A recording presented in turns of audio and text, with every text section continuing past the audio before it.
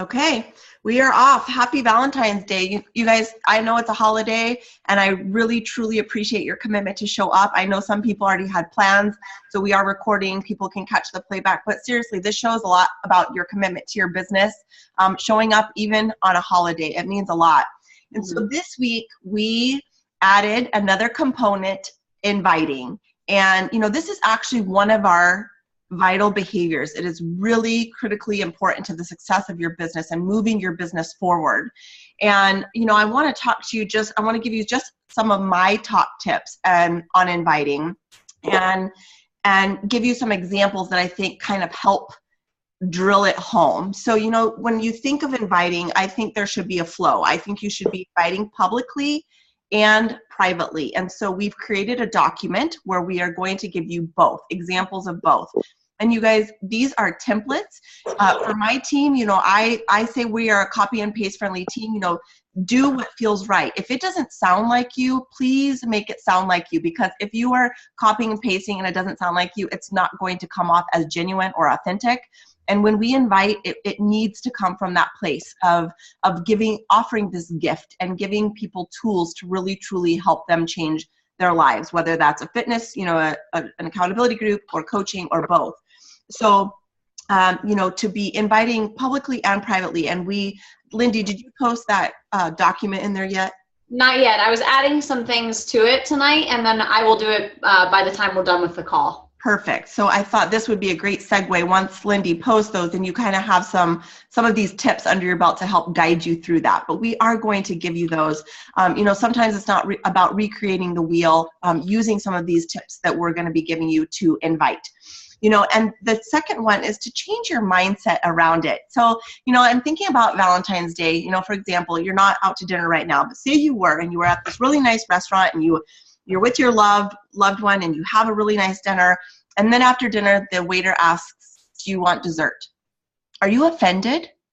No, heck no, you're not. It's their job to offer you dessert. So shift your mindset around this gift that we have to offer other people, and know that people are not going to be offended, right? So let's talk about some of the outcomes that could possibly happen when you send an invite, right? I think there's really kind of 4 outcomes.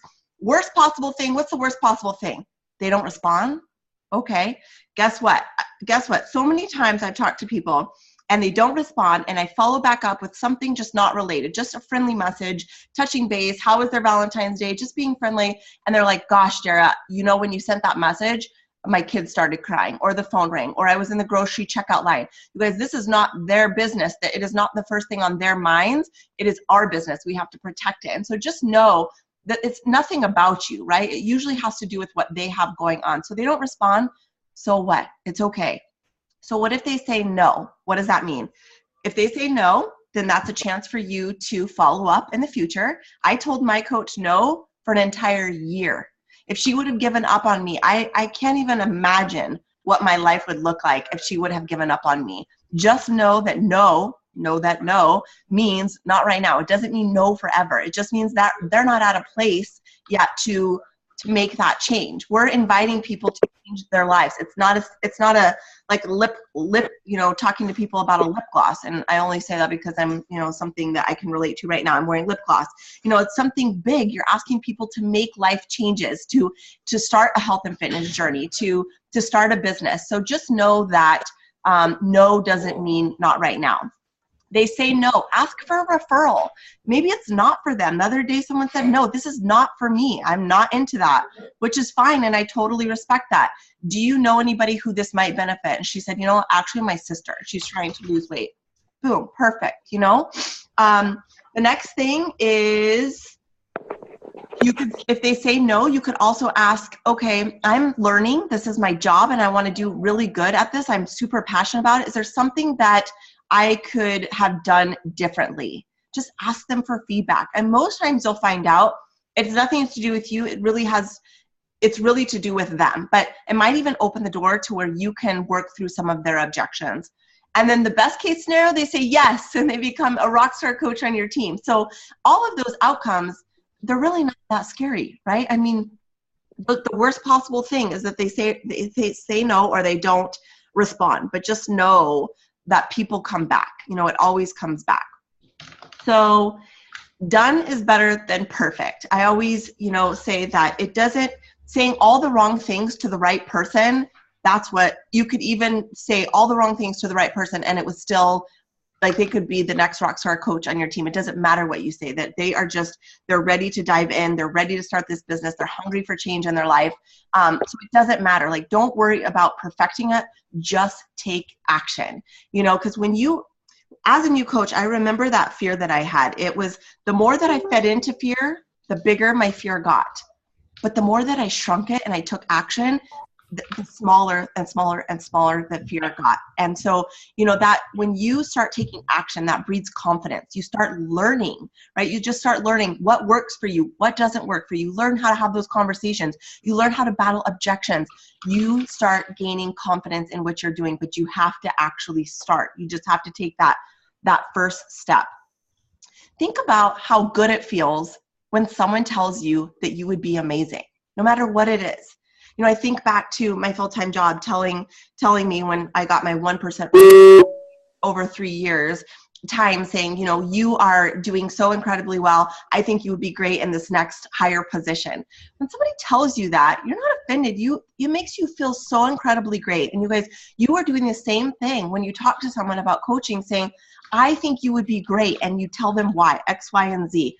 That makes people feel so good. I just sent out a message to someone the other day. She's like, you know what? Thank you so much for the kind words. You know, I don't think people hear them enough. And to tell them that you believe in them and that they would do what you do, that really fills people up. And I mean, it's hard for them to be mad at you for that. And I also want to say, you know, when we talk about being salesy, I know as a new coach, I'm like, oh, I just don't want people to think that I'm salesy. Being salesy isn't a bad thing. And let me just break it down like this. When you walk in a Target and you see the sale bin of $5, like $5 sale, are you offended by that? No, like people need to know about a good deal. And I want you to think about that with this opportunity, like offering people this gift, sharing people about these products and what happens in a challenge group, and talking about how coaching has changed your life.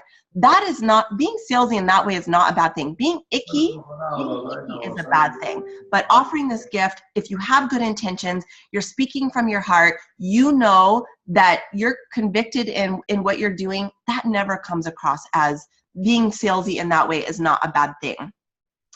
And I think those were my 5 top tips on inviting. And Lindy, I don't know if you want to add anything into that. I was just like, nodding emphatically the whole time you were talking, because I agree with Dara's tips. And I think that that's, you know, one of the big things that new coaches struggle with is the fear of rejection. And so they just don't invite because they're worried that they're going to be told no, or what somebody's going to think of them because they invited them or because they asked them or whatever. And, you know, Dara and I have been noticing, well, we noticed yesterday, I guess, in the check-ins that there were a lot of zeros for invitations. And, you know, we said, okay, we get it. It was partly because this was the first day that we had introduced this new action, this new habit for them. But we also just knew, because we've done this long enough and because we were once there, that people don't invite because they're scared of it, you know? And just like Dara said, you know, if you feed the fear, like by playing it up in your mind, then it just gets worse. You got to just go for it. You know, it's kind of like the podcast that we shared with you last week. And I know many of you mentioned wanting to read, or that you've already read the book, Go for No. Like, just doing it over and over again. It's the same thing as, you know, our fitness. Again, we get better and better at it, and it phases us less and less the more that we do it. So it's just a matter of doing it.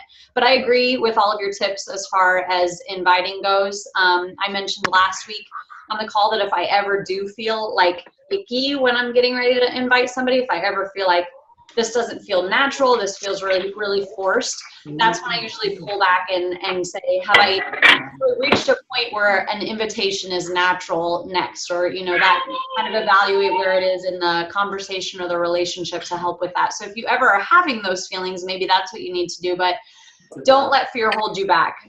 You know, chances are that most people aren't really thinking about your invitation in terms of you anyway. They're thinking about it just in terms of themselves. It's not any kind of judgment on you when you invite. So yeah, I agree with all those tips. And like Dara said, we're gonna post a document. I was finishing putting some of it together, and it has some sample posts, public posts that are invitations, as well as conversation starters. One of the things that I put in there is a list of 12 different types of posts.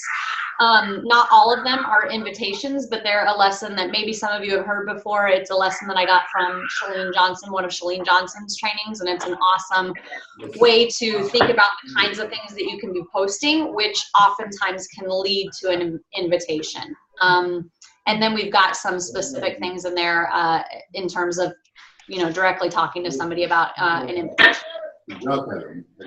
Yes, and so I agree. I think,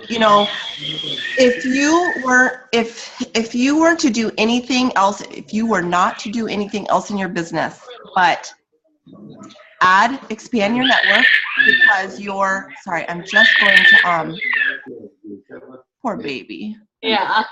I know the feeling. So, if you were to do nothing in your business, I want to tell you what my top 3 things would be. And I think Lindy has even said this, but expanding your network, because your network will determine your net worth. And when you can work on connecting with new people and building those relationships, making those connections, adding value, getting to know people, and extending the invite, if those 3 things got done in your business every day but nothing else, you would absolutely move your business forward. You would absolutely have an incredible business. Even if you couldn't get a post up that day, if you couldn't scroll Facebook, if you couldn't check the team page, if you didn't go on Instagram or Pinterest or any of those things, if you did those 3 things, you would absolutely have a successful business. So I think prioritizing your day a little bit and saying, okay, what do I have going on? I've talked to you about this, I think, on my last Zoom, is I have my iCal, so it's my calendar sync from my Mac to my iPhone, and I put in there my day, my workout, I schedule those in, I put in, family time, and I have appointments that I have, and I put in my critical business building activities, those things that need to happen no matter what, and I put them in there, and those are the things that have to happen no matter if you are a brand new coach or a superstar diamond coach. Those are the things that will grow a successful business. Make sure that those things get done first. As soon as you sit down and it's beach body time, it's business hours, make sure you tackle those things first. Yep, I agree with that. And like Dara just said, those are the most important things. And if you're not inviting, that's why it worried us a little yesterday. We both went, oh, there's a bunch of zeros in the invite category, because you've got to take that step and do it. We know that you guys are new and settling in, but we want to start seeing those numbers increase as this week goes by and next week goes by. And if it's really, really something that you're truly just paralyzed with, and stuck with, then let us help you, post in there and let us help you. So, do we want to cover questions now? Are we gonna delve into on things that they can do to invite, like creating their first event? Right. I think that's a great thing as a new coach, yep. Kind of setting goals, and then what do your invites need to look like to match those goals? Those were some of the things. I didn't know if I could cut. I know I'm supposed to go live tomorrow. I didn't know if you wanted me to cover them tomorrow on my feed or cover them now. Up to you. Totally up to you. We can definitely go into some. I didn't know if you had a list. I was trying to look through the group just now to make sure I found the questions. I know that you had jotted some of them down. And you guys make sure you use the chat tool. So maybe, Dara, why don't you go ahead and share what you were just going to while I look at the group to make sure I've caught the majority of the questions that had been asked. So I think as a new coach, the least scary way to invite to your first challenge group or to coaching is through a Facebook event. It's basically like an Evite, but for Facebook. And I have an Evernote link that shows you exactly how to set up your event. First off, though, let me tell you, Facebook automatically defaults your event to private. That's the first button. You always want to move it to public. And this is why. When it's public, it hits the news feed of your friends and their friends. And it's such a great way to create accountability amongst friends. People love to join a challenge with people that they know, but it's a great way for you to meet new people. So always make sure that your events are public, because it'll hit the news feed, and, you know, other people get to see it that you already, if you, like, let's say you invite 300 of your friends, but it's public. People that you have not invited still see it in their newsfeed because it's public. So setting up an event is a great way to launch your business and kind of say, hey, I'm a Beachbody coach, or, you know, I'm here to help you in an accountability group. You know, just kind of like announcing it, but mass inviting to spread your message to as many people as possible. And you can max 500 people per event. So I think that's a great way. And it's less scary because people RSVP, yes. So you're basically just reaching out saying, hey, thanks for RSVPing in my event. You know, what are your health and fitness goals? And I also have a script kind of walking through, once people RSVP, yes, kind of my conversation flow, some of the questions that I ask when people, some of the questions that I ask when people express interest. But creating that Facebook event, I think, is such a great way to just get your business off of the ground as a new coach. And in your event, things that I think are really valuable to add are recipes. People ask me all the time about what I eat and where they can go to find recipes. Recipes are a big hit. So add value in there. Recipes, motivation, snippets of your workout. Go live in there. Going live in there is key. You can talk about Beachbody on Demand. I saw a coach do, like, she had her laptop and she showed how the Beachbody on Demand works. All of these workouts, right? Hundreds and hundreds of workouts, all of the meal plans, the Fixate cooking show. That thing is incredible. So just kind of giving people a sneak peek into that. Go live talking about why you drink Shakeology, or blending up Shakeology, or making a recipe. Get your containers out and make a healthy recipe. Just go live in there, because that Facebook, have you seen Facebook advertising? Ryan, your car alarm is going off. About going live. I've seen the commercial. Like, they are encouraging people to go live.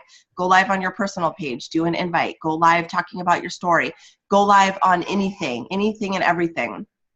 So before and afters are huge, and they're so powerful, you guys. Beachbody does an excellent job of getting before and afters, people's success stories. They always have a story tied to it, their name, a little bit about them and who they are, the program that they did, and using those. Carl Deichler, our CEO, go to his page a ton.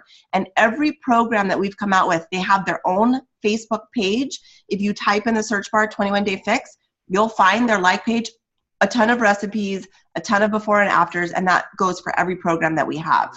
So use those. You know, ask in your team page. Our team page has a ton of before and afters. You know, just ask permission, but use those success stories, because facts tell, stories sell. Don't inundate people with a bunch of facts about what's in Shakeology, but talk about what's a result of a challenge group. What's the result of joining that, being a part of something like that. So I think creating the event, let it run. Set your event about 2 to 3 weeks out. Give yourself a week to post in the event, a week to chat with people about their goals, and they need a week for them to get their challenge packs. If that's if that's the solution that you're providing to someone who needs that, about a week for them to get their challenge pack. So, you know, give yourself about 3 weeks in your event to drum up that interest. And have your friends tag their friends. Like I said, they love to join challenges with people they know. Tell them, do you know someone that would love to join with you? It's a great way for you. That's a referral. And the next thing, you know, I want to say is setting business goals. You know, do you want to hit Success Club? We haven't delved into that as much, but helping, you know, people each month going forward, you know, helping people get started on a healthy path. You know, do you want to advance your business to Emerald? You know, we're gonna talk about some of those things, but setting some goals, and then what does that look like as far as your invites? What are the things that need to happen each day, each week in your business to meet those goals? You know, what is your inviting ratio? What is your you know, how many people do you need to add to your network? How many friendly conversations do you need to have? How many invites do you need to put out so that you can reach those goals? Because you can always reverse engineer. You know, if you say that you want to earn X amount of dollars, we can help you reverse engineer that into exactly what you need to be doing in your business every day and every week. So those were really kind of my top tips. I think a really good way to just kind of create an event. And then, like I said, posting on Facebook, letting people know that you have a group coming, and sending messages. Those really are the top ways, I think, for inviting. Lindy, do you have anything to add? No, I don't necessarily have anything to add. Same thing for me is is that I use the events. I do my public posts, but then I always do personal posts. Looking through questions while you were, or looking to find questions while you were chatting. So I don't think this picture of this little baby passed out, the girl who's on the call, and it's so adorable. I don't know if everybody else sees that, but so I was looking to see if there's questions. I don't know if you said this, but when I do like a public post when I'm talking about, my next program or my next group or anything like that, and somebody comments or likes, and maybe their comment isn't indicating interest, but they just, say something or they like it, I will use that as an opportunity sometimes to start a conversation with them that will maybe lead to an invitation. I don't like, take every like and pounce on it. Like, I saw you liked my post and do you want to be in my next group? But actually, I think it's one of the examples we have in the document we're going to give you is that I'll say, hey, I saw that you liked my post. Were you just showing me some love, or maybe are you interested in what it is that I'm doing? And that's a really easy way to say, and you can say, either way, thanks for the support, or keep it casual. I usually just say, did you just like what I was saying, or are you interested in it? Because a lot of times that is someone's way of being like, hey, they're like just barely lifting their hand up to be like, oh, pick me, I'm interested, but I don't think I'm brave enough to actually message you to tell you that I'm interested. So that's how I'll reach out to them, and it can usually turn into an invite from there. That would be the only thing that I would add. Absolutely. That's so true. And giving a call to action, I think always letting people know how you want them to respond if they're interested. Always, always, always.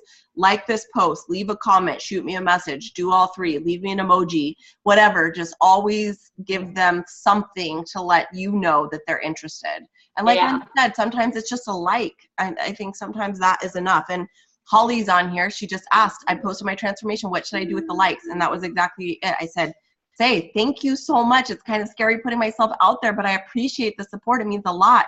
Are you just showing your support? Or are you interested in one of my groups? That's it. Yep, exactly. Okay, so I compiled some questions that I pulled. I had posted, one thing I wanted to add to what Dara just said, giving them a call to action, like, like this post or comment or whatever. I completely agree, 100% do that. One thing I will say that I personally will advise you not to do, and this is something that I just started saying, don't do this, is to ask people to actually leave their email address in the comments. And you will see tons of coaches doing this. Lots of top coaches have done it. Here's the reason why I'm saying this. One of the things that has been brought up by coaches is that there are people from other companies following coaches and pulling people's emails from that and like messaging them and recruiting them. And somebody who comments on your posts and leaves their email, they're not really thinking, oh my gosh, everybody could see this. But there are, some competing companies or, whatever that are out there that are watching what coaches are doing, and they're pulling people's emails and then messaging them from that. Because we've had coaches say, or we've had people say, this person emailed me and apparently they got my email address off of a post of yours. So that's one thing I would say is don't ask them to leave their email address publicly. Okay.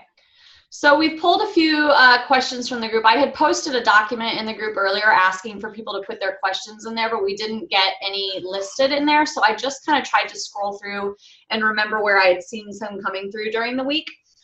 So one of them came through today and said, are there certain third-party tools that you feel are more effective than others? So one of the things in the podcast today was talking about using third-party tools, and that a third-party tool is anything but you.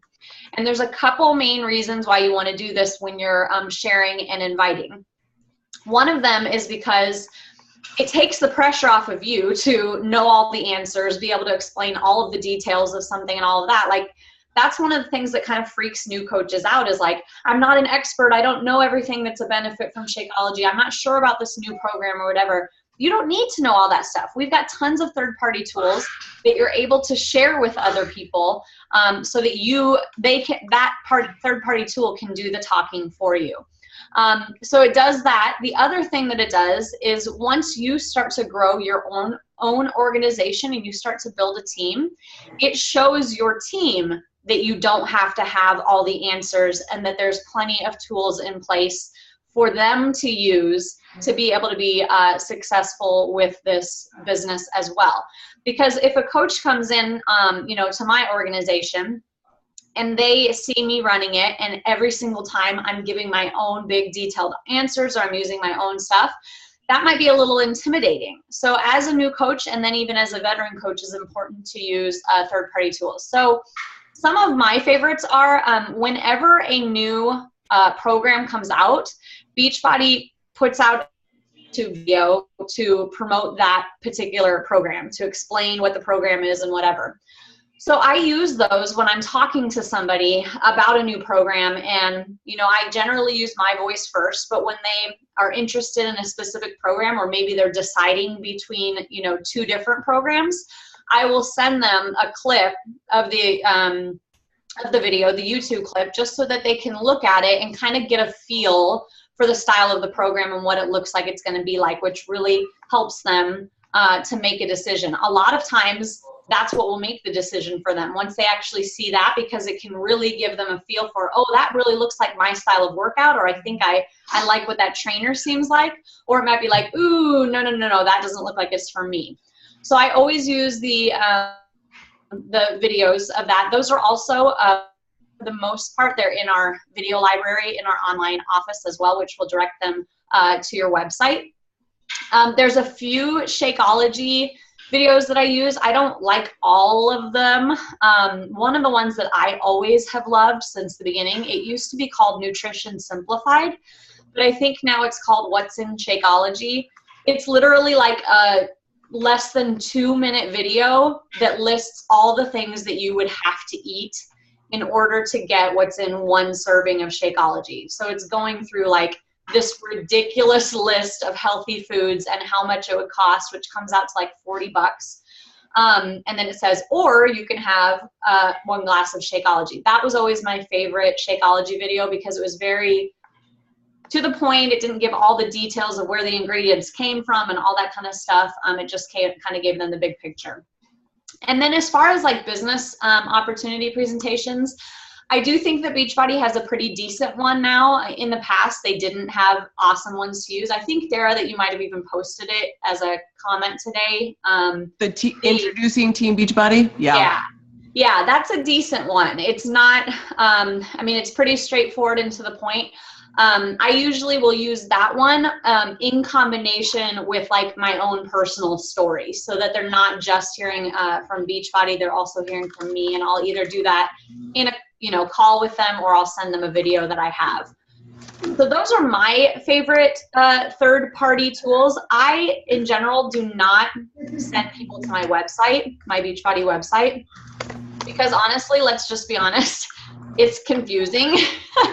And if it's confusing to us, then it's got to be confusing to customers and prospects and clients if coaches are confused by it. They're working on that, by the way. We are supposed to be getting new websites this year, but I never give my Beachbody site out until they are ready to make a purchase. And even then, I'm sending them to the exact place they need to go in order to make that purchase. And most times I try to do their purchase through the Coach mobile app. And if you don't know what that is, somebody post in the group to remind us to get you guys that information. But I never say, here's my website, go check it out and let me know what you think. Because that's like, sending somebody to the mall and saying, go check it out and let me know what you think. It's like, there's just too much stimulation. There's too many different ways they can go. Talk to them and then give them a direct link. So yeah, I think those are my favorite third-party tools. Do you have anything to add to that? I just want to echo that I, even 6 years into this business, with my confidence, with what I believe, with the success that I've achieved, I never tell people in like I never just explain it all in a Facebook message. It would just be way overwhelming. I still to this day send a recorded call or a YouTube video that I've hosted. And before I hosted them, I sent them an upline of mine, upline that used to host them. I think they're powerful. I think people connect to stories, not to the products, right? Like I said, facts tell, stories tell. I mean, I do think the products are amazing, but I think people want to feel like they can relate to somebody's story. And so I've hosted the calls with a few of my coaches so that I have different stories depending on who the prospect is. Maybe they're a single mom. Well, then I have them listen to a call I've done with my top coach, Karen, who also is a single mom. Just things like that I feel people connect to. And, I agree with Lindy. I think though, like I never send my website. Never. There's so much information there that's just not going to help them at all. We are the ones that can help them. And once we've landed on whatever they're going to do, join, with a challenge pack in my challenge group or as a coach, then I use the mobile enrollment link. It just gives it, you enroll them through email with their flavor Shakeology. It shoots them an email. They just complete and they're done. It's super easy. So there's a lot of tools that we can share with you as that time, we get closer to that. But everything you said, Lindy, I'm on the same page. Yeah. Yep. Totally agree. And on that same line, don't ever, and if you guys, if you have done this, we're not passing judgment or like scolding you. We're just telling you moving forward, don't do it, but don't post your Beachbody link on Facebook either. Don't ever be like, oh, Core de Force is out now. Here's where you can go get it and post it like that, because that just screams, I want to sell you something. I'm not here to help you. I just want you to buy things from me. Yeah. So really, like we said, your link to your website comes when they're committing to a purchase decision. Really. Absolutely. Okay. The second question was, do you consistently use the Bob Heilig verbiage? Such as this may or may not be for you, and that kind of thing. And I answered this, but I'm not sure that everybody saw it. So what I said is, yes, I use the two phrases that he mentioned that I use, and I'm glad that this was asked because I wanted to touch on this. I use this may or may not be for you, and I also use if I would you. Or, if I sent you this, would you look at it? Or if I gave you a sample of Shakeology, would you try it? Those kinds of things. I use both of those regularly. I personally don't ever use the I'm going to cross you off my list verbiage, because I don't like how it sounds.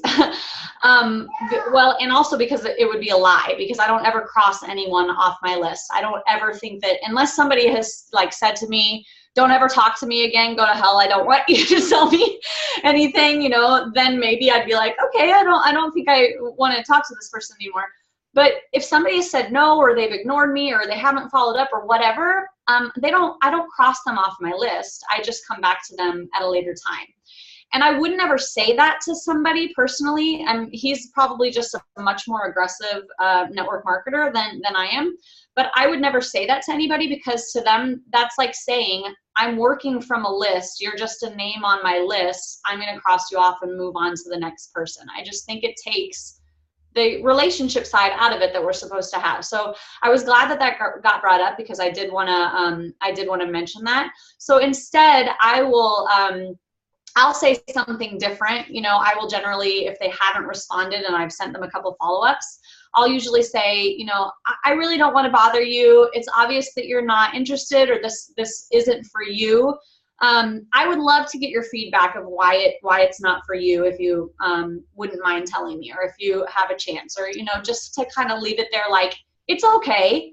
Don't feel guilty that you said no, or that it wasn't for you. I'm letting you off the hook, but I would love to hear from you about why it's not for you. That's kind of what I'll use instead. How about you, Dara?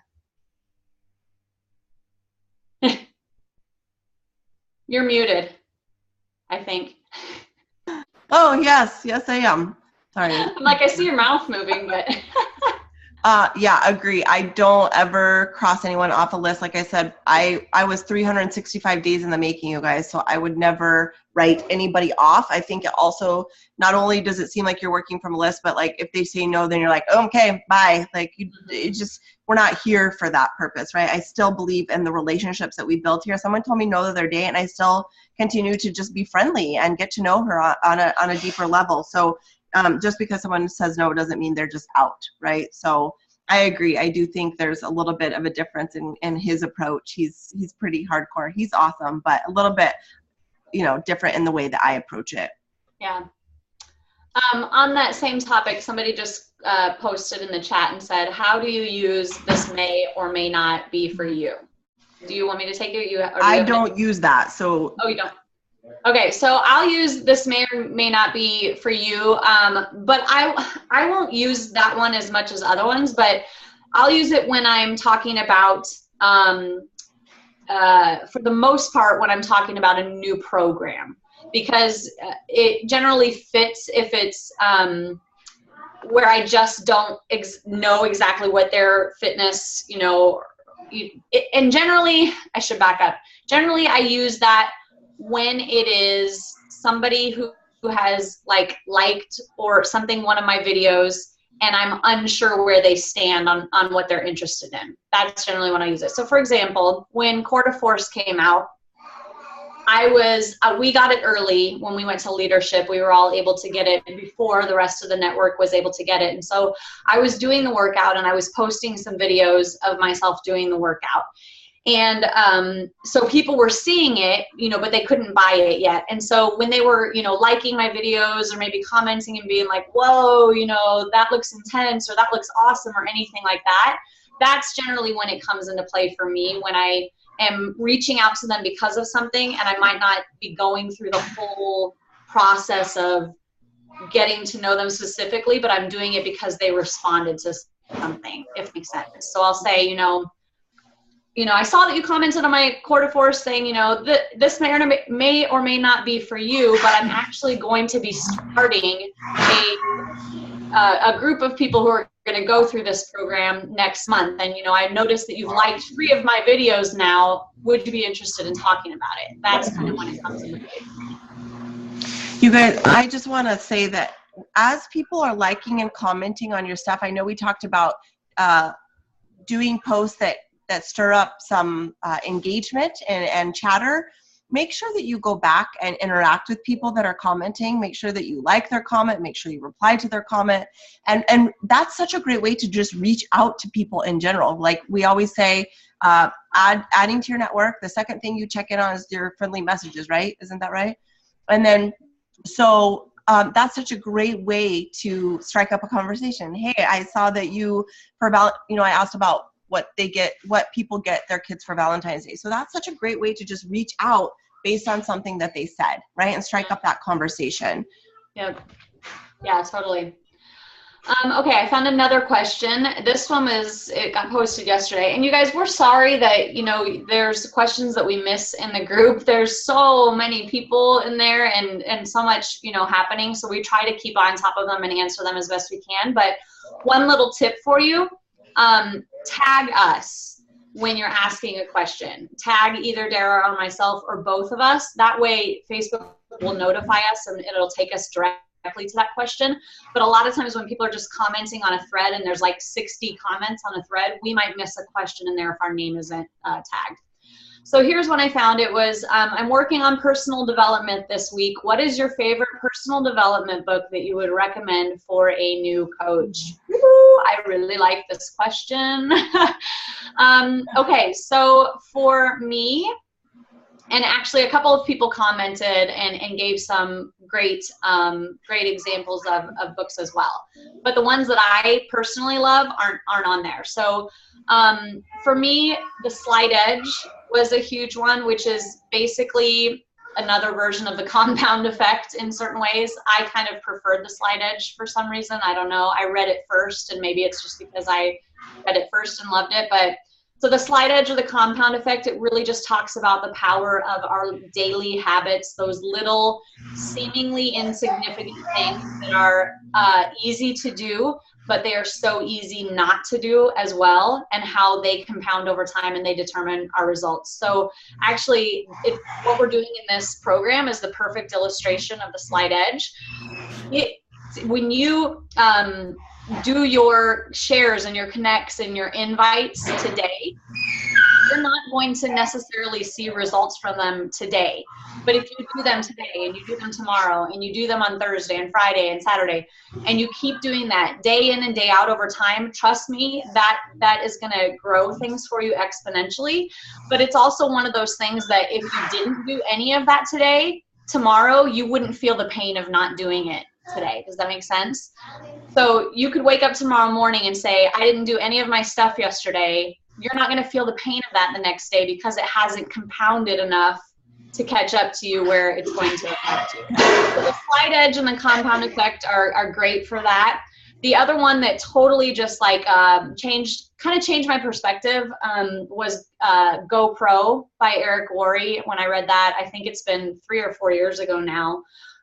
That's a really good one. That's really just the nitty gritty of network marketing. So it's not as much like personal growth development and that kind of thing. It's more about, hey, you know, like here's the black and white of what we do, and here's how to understand it so that you can maximize it. It's called GoPro. I give that to all of my new coaches that activate and start working. I think those would be my top 2. What about you, Dara? I agree. The first one for me was the slight edge, and that made a huge impact in me seeing, kind of like Lindsay said, on the opposite side, eating a cheeseburger, right? You don't notice that effect, right? You don't even notice it after 2 days or 5 days. But if you did that for an entire month, a person would notice that, or 2 months or 3 months. And the same thing goes for your business. Like, it's the things that are easy to do, but they're also easy not to do because they seem so small, like those seemingly insignificant things, but they are so significant, right? Like sometimes I think coaches are overcomplicating it. And it's these exact things that we're giving you here in this training that if you do them every single day, you're going to have a successful business. Right. And so I was just looking, I have a huge list here. I love everything you said, and go for no, I think was that listed there? Yeah. It was listed in the comments. I didn't say it, but yeah, go for no was another great one that we've talked about. Eat that frog. Like for people, you know, if you feel like you're struggling with time management, like I talked about, if nothing else got done in your business, but you worked on those things, kind of the invite, which is scary, but you did that first thing. If you knew you did the hardest thing that you had to do all day and you did it first, the rest of your day would be cake, right? And so tackling that scary thing first really builds that confidence, right? It helps you get over that fear, and it moves you closer to your goals. Yeah, totally. The other one that I actually have not read yet, but I've heard amazing things about, and it's on my list. I literally at any time have like 4 books on my desk that I'm like, they're in line for me to read, is called Get Over Your Damn Self. I have heard that one is really good. I wouldn't necessarily say to put that, you know, as your number 1. I think one of the other ones that we've recommended is better, like GoPro and Slight Edge. But I've heard that this one is really good for people who are struggling with putting themselves out there and inviting and stuff like that. So that one's called Get Over Your Damn Self. And I'm not sure who the author is, but I'm pretty sure if you look up that title, it's going to come up for you. Okay, so I have another question. You ready for another question? Sure. Okay. So this coach said, I no longer have a problem with inviting. As a matter of fact, I believe in Beachbody and the programs and Shakeology as opportunity so much, and I have no problem cold inviting people. My issue is attracting or finding the right people. Yeah. Specifically those who have a disposable income or, you know, money to be able to spend on Shakeology, etc. Do you want to go first, or do you want me to? You know, for me, I started with a very small network on Facebook, 150, 180 friends maybe. So I had to put a lot of energy right away into expanding my network. but I think it's important on where you're expanding it, not just adding people for the sake of adding people. I think you do want to have some strategy there. So again, I think I go live in so many groups, but I know which coach this is from. She's in my downline, but I did go live in the team page talking about expanding my network and writing a list of 5 things that you're into. What is it about you?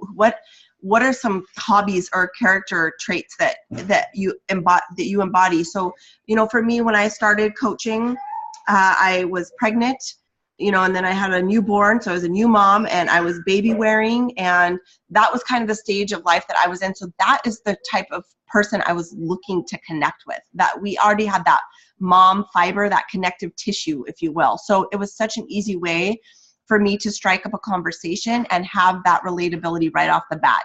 And so I was part of breastfeeding groups and baby wearing and new moms and all. You guys, there are so many groups on Facebook. There are a billion people on social media. You're able to connect with so many incredible people. I think it's a matter of like honing in on who you are, what your hobbies are, finding those interest groups and starting there. So you can do the interest groups because you already have that connection. You can do friends of friends, right? Mutual friends, you're somehow connected to them at 6 degrees of separation. Just be careful that you're not adding other Beachbody coaches, right? If there's a lot of mutual friends, it's probably another Beachbody coach. You don't need those. You need someone who's not connected to Beachbody. Go look at their page. What are they up to? Are they posting positivity? Do they post about their kids? Are they posting a lot of negativity? You don't want to add them, so be selective. That's the beautiful thing. You get to choose who you work with. You get to choose who you bring to your page. So put some time and energy into that. I feel like that's where I started. Lindy? Yeah, I would agree with what Dara said. One of the things that I tell my coaches and that I have really come to learn over 6 years in the business in terms of getting price objections, I agree that maybe either you're not catering to the market that you want, you're not speaking yet to the market that you want to attract to yourself. But I also, yes, I absolutely know that there are circumstances when there are people who just flat out can't afford, Shakeology or something like that.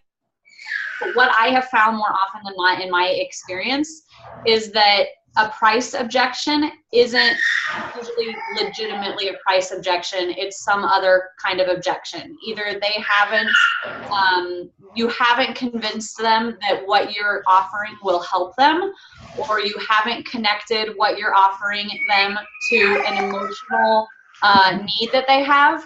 People make decisions based on pain or based on gain.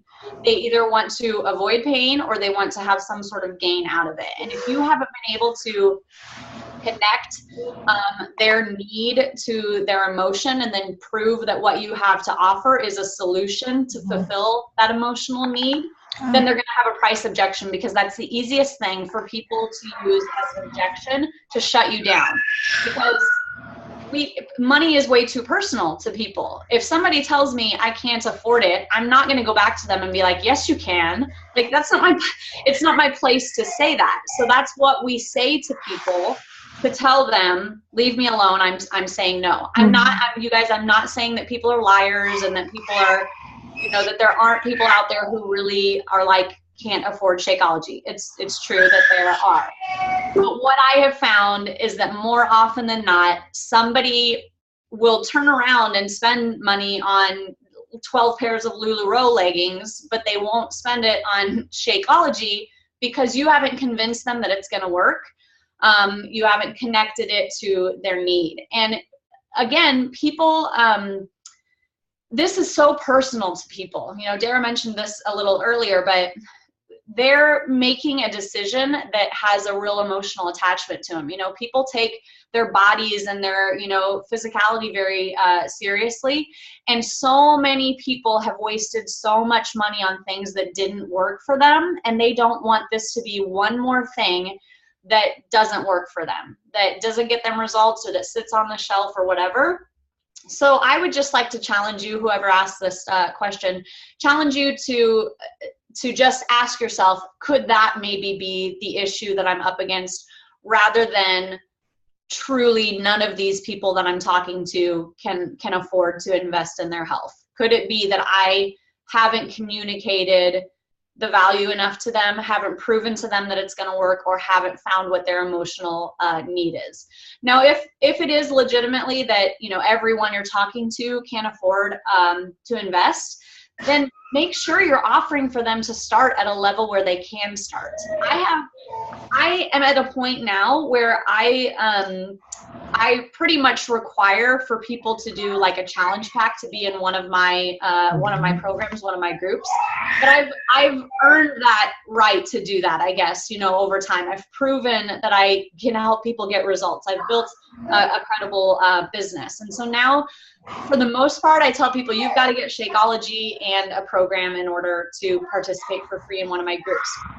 But that wasn't necessarily the case when I first started. I have a girl on my team who's one of the top coaches on my team who couldn't afford Shakeology when she started, so she only got a program, and she got Shakeology through Beachbody or something, or no, she got Body Pump through Beachbody on a payment plan, and I let her into my group, and now she's one of the top coaches on my team. Because at the time she legitimately couldn't afford it, but I knew that she wanted in. She knew that it was going to help her, and so I took that chance and I took that step and let her do it. So if you're coming up against people who are resisting because of money, I'll be honest, I have a hard time believing that somebody can't afford a like $49 program.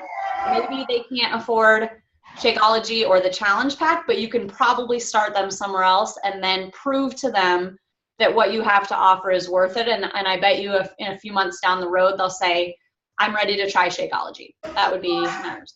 Agreed. And you guys, we have a 30-day free trial of BOD. I don't know where you can, I know the gyms don't offer that. Like, come work out for 30 days. Like, we have 30-day trial. You guys, we have a money back guarantee on our programs. We have a bottom of the bag guarantee on Shakeology. Really, what do people have to lose besides inches and pounds?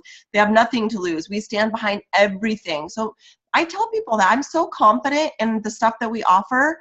If they don't get results, they can have their money back. And I tell them, like, there's nothing left for you. There's no objection, you know, so make sure you communicate that conviction and that money back guarantee. I don't ever have people return that stuff, right? I mean, I offer all the time and people don't return because they get results. Yeah. Okay, we have one more question, and then you guys, if you have any additional ones, those of you who are on here, make sure you use the chat tool so that we can get to them before we wrap up tonight. This one, it's kind of a lengthy question, but I'll get to the point of it. She just basically is asking, she's sending out friend requests regularly because she's trying to grow her network, and she's saying, is there a best time to send out requests? She said, I mainly focus on 12 p.m. to 1:30 because of it being lunchtime and most people are checking their social media around that time. But recently I've been sending them around 6 p.m. or 9 a.m. and have noticed that only half the people would add or respond to my friend request. So she's asking if there's a specific time of day. If there is, I don't know about it. I don't necessarily do that at any particular time of day. I just do it, you know, during the day, during my business hours when it's set, you know, for me to have time to be able to do that stuff. So I don't think it matters. If you're noticing a trend, you know, go back to what you were doing before that you felt like you were getting better responses with. But I don't think there's like an algorithm to that the way there is with other things on Facebook. And it looks like Dara's like, no, I don't think so either. Facebook is 24/7, you guys. You make it work for you. People are on all different times of days, and they'll get back to you when it's convenient for them. So you got to work it when it's convenient for you. Yeah. And there's no algorithms tied to that I'm aware of. Yeah. All right, you guys, do you have other questions? I'm going to post that document for you that will help you with some ideas for public invites and shares, as well as getting messages going for invitations.